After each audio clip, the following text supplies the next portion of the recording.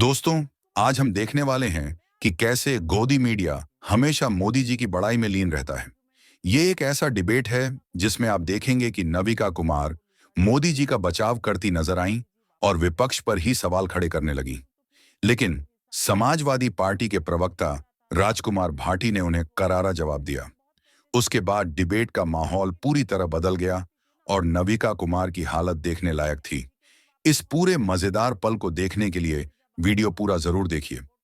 राजकुमार भाटी जी, मैं आपसे सवाल पूछना चाहती हूँ। ये कुछ लोगों का आर्ग्यूमेंट है कि 8 साल से जनता को लूटा जा रहा है, 8 साल से जनता को लूटा जा रहा है, तो कब करेंगे मोदी जी वापस पैसे। मैं पूछना चाहती हूँ, तो फिर इस हिसाब से तो टैक्स बहुत पहले से लग रहा था, इनडायरेक्ट टैक्स हो, डायरेक्ट टैक्स हो, तो बहुत पहले से लग रहा है।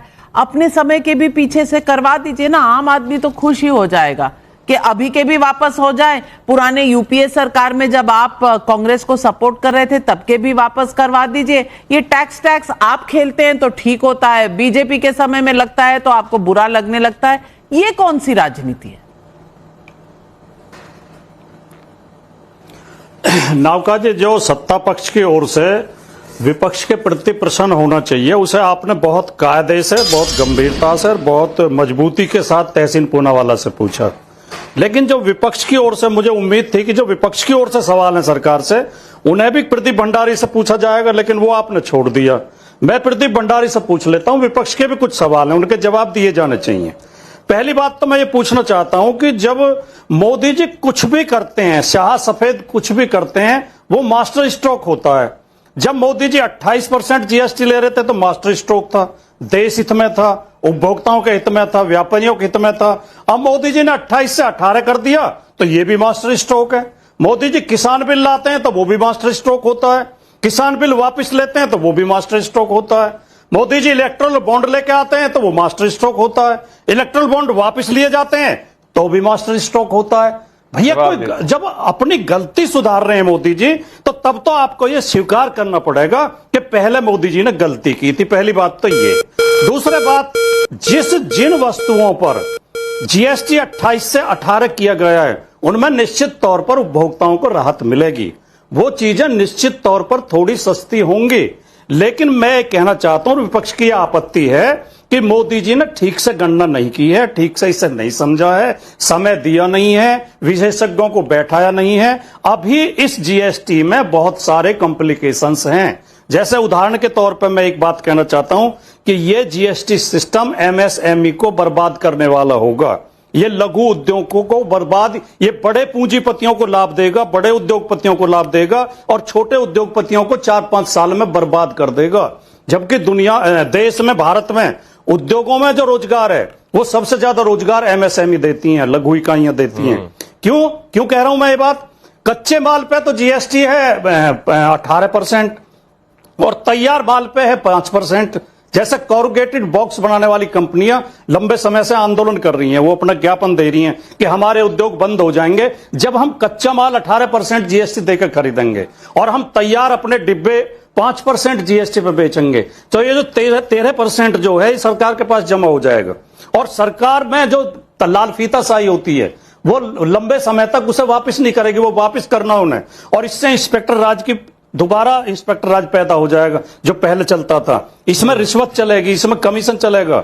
जब उनके करोड़ों रुपए जमा हो जाएंगे उसे निकलवाने के लिए मजबूरी में वो पैसे देंगे। राजकुमार भाटी जी, मैं आपसे सवाल पूछना चाहती हूँ। ये कुछ लोगों का आर्ग्यूमेंट है कि 8 साल से जनता को लूटा जा रहा है, 8 साल से जनता को लूटा जा रहा है, तो कब करेंगे मोदी जी वापस पैसे। मैं पूछना चाहती हूँ, तो फिर इस हिसाब से तो टैक्स बहुत पहले से लग रहा था, इनडायरेक्ट टैक्स हो, डायरेक्ट टैक्स हो, तो बहुत पहले से लग रहा है। अपने समय के भी पीछे से करवा दीजिए ना, आम आदमी तो खुश ही हो जाएगा कि अभी के भी वापस हो जाए। पुराने यूपीए सरकार में जब आप कांग्रेस को सपोर्ट कर रहे थे तब के भी वापस करवा दीजिए। ये टैक्स आप खेलते हैं तो ठीक होता है, बीजेपी के समय में लगता है तो आपको बुरा लगने लगता है। ये कौन सी राजनीति है? नौका जी, जो सत्ता पक्ष की ओर से विपक्ष के प्रति प्रश्न होना चाहिए उसे आपने बहुत कायदे से, बहुत गंभीरता से, बहुत मजबूती के साथ तहसीन पूनावाला से पूछा।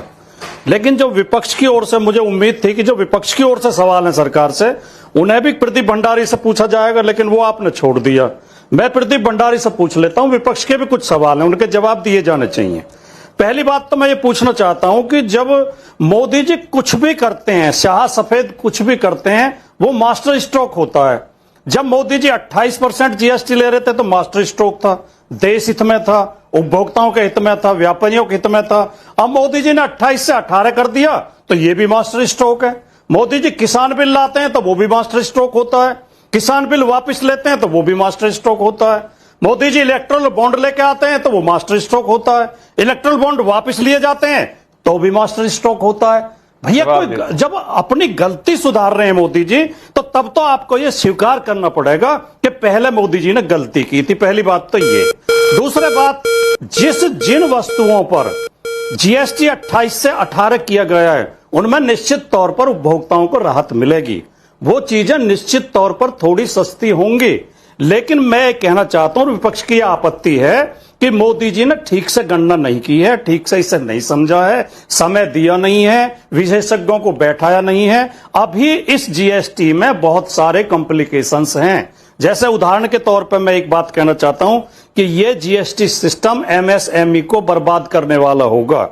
ये लघु उद्योगों को बर्बाद, ये बड़े पूंजीपतियों को लाभ देगा, बड़े उद्योगपतियों को लाभ देगा, और छोटे उद्योगपतियों को 4-5 साल में बर्बाद कर देगा।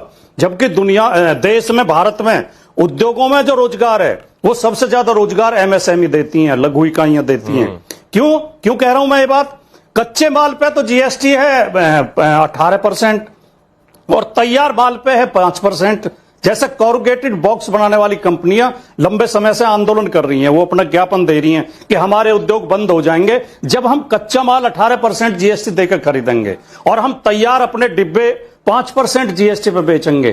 तो ये जो 13% जो है सरकार के पास जमा हो जाएगा, और सरकार में जो लाल फीताशाही होती है वो लंबे समय तक उसे वापस नहीं करेगी, वो वापस करना उन्हें।